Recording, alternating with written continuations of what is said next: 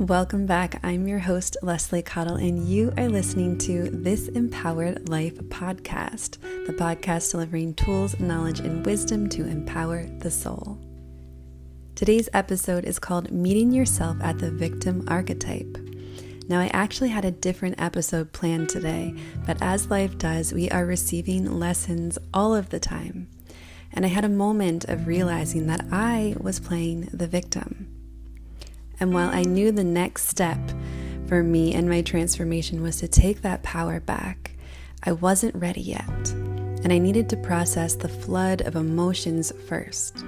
So this episode is about honoring ourselves in the victim archetype, meeting ourselves where we are at, and recognizing that the victim archetype is really just part of the process.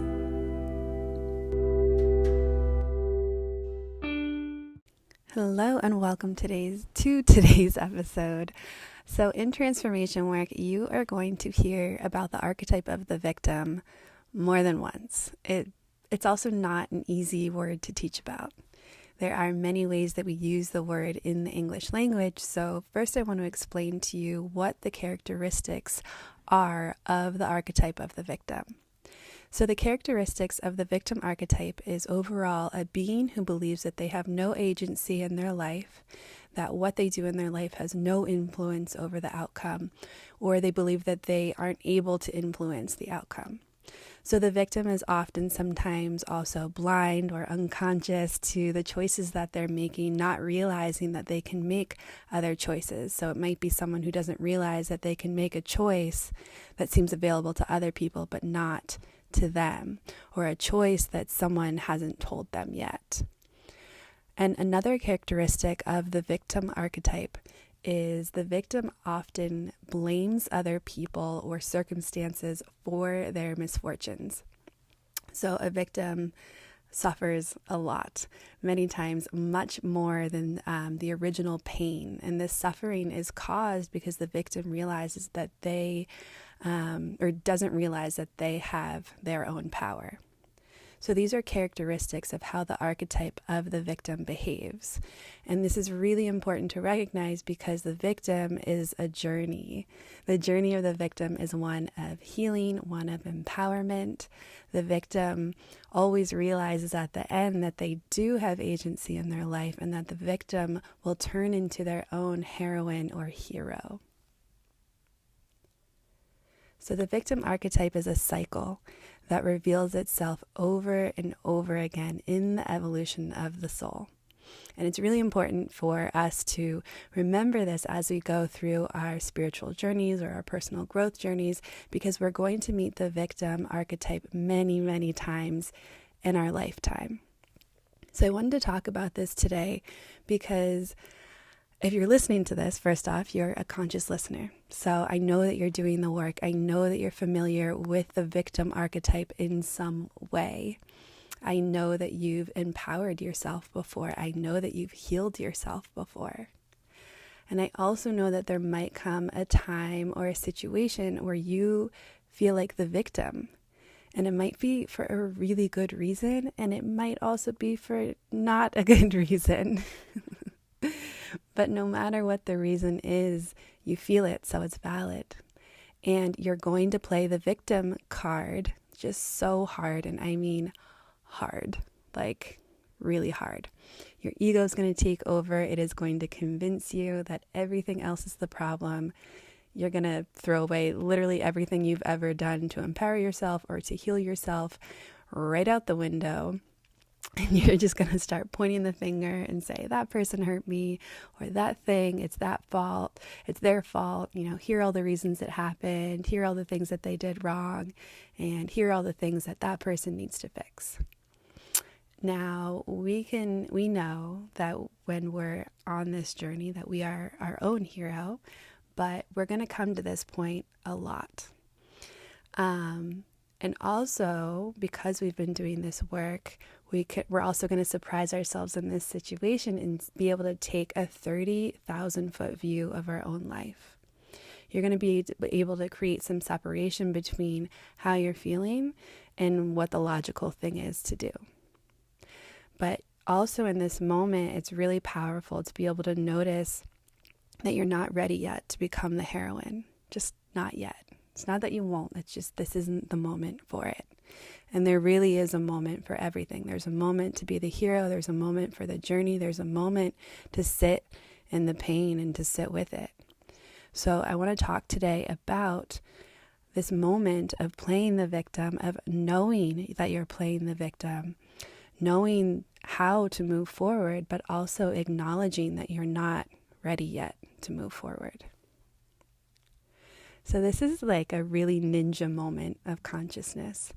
So if you've ever found yourself here at that moment before, bravo, really, like you're just super, super brave to honor this experience in your life. So the big question is, how do we honor ourselves in this moment? And the way that we do it is by making what we're feeling and experiencing just the most valid experience ever. We do it by being judgment-free. We do it by acknowledging every thought. The thing about emotions is that they're not really on a logical timeline. And what emotions need to shift and to change are three things. It's acknowledgement, time, and space. And that is the magic formula for creating a healing environment to move emotions through us. We have to acknowledge, we have to create time, we have to give it space. So this it's not N-O-T, not a permission slip to be vicious. It's not to yell, to blame other people by contacting them, or to take your anger out on someone else. But it is a permission slip to give yourself the time and the space that you need to process feeling like the victim. It's a permission slip to be mad. It's a permission slip to be upset. You are giving yourself a permission slip to just feel. And the way that we do this is by acknowledging emotions. And what are emotions anyway? Emotions are just energy. There's only so much of them. And so we have to allow all of that emotion to come up. And I like to think of emotions and letting emotions out like a pot of boiling water. So the water represents your emotion, the pot represents you, and the stove represents being open to experiencing the feelings. So the water boils and boils and boils until no longer there's any water in the pot. And when there's no more water in the pot, that is the moment that you will be ready to move on to the next journey, or the next task of this hero journey. So what most people do is we don't want to wait for the water to boil. So we turn the stove off, we start cooking something else, we look at the water in the pot and we make a bunch of stories about it. But the problem is that there's still water, there's still emotions inside the pot, there's still emotions inside of you that need to be processed, that need to come out. And the emotions have not fully transformed yet into this readiness to move on through the hero's journey. But if we leave the stove on, eventually all of the water will evaporate and there will be nothing left.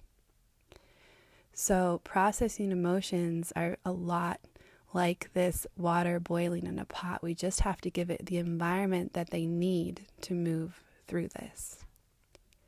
So I'm going to give you 3 tips. So number 1, as if I haven't said it enough, is feel your emotions. So if you want to yell, yell. If you want to cry, cry. If you want to be mad, be mad. And if you're not sure how you feel, sit with that too. Ask your body and your mind, what am I ready for right now? And just see what comes up and honor each moment of that. The second thing I'm going to recommend is to journal, because journaling is just one of these amazing, amazing resources that everyone has to release emotions.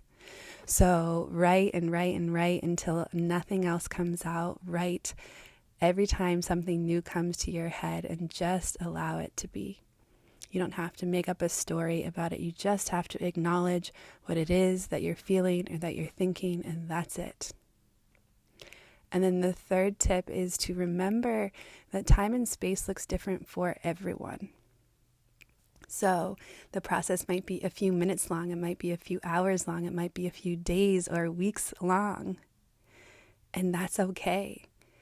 It really just depends on how much heat you need or how heated you are about the issue, and that's all okay.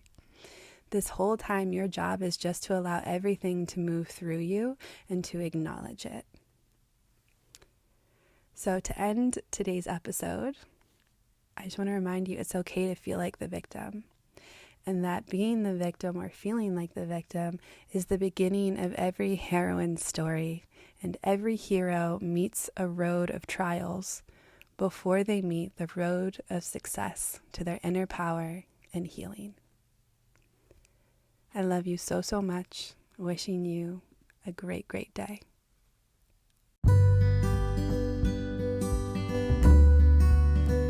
Tune in Tuesdays for more yummy and soulful episodes.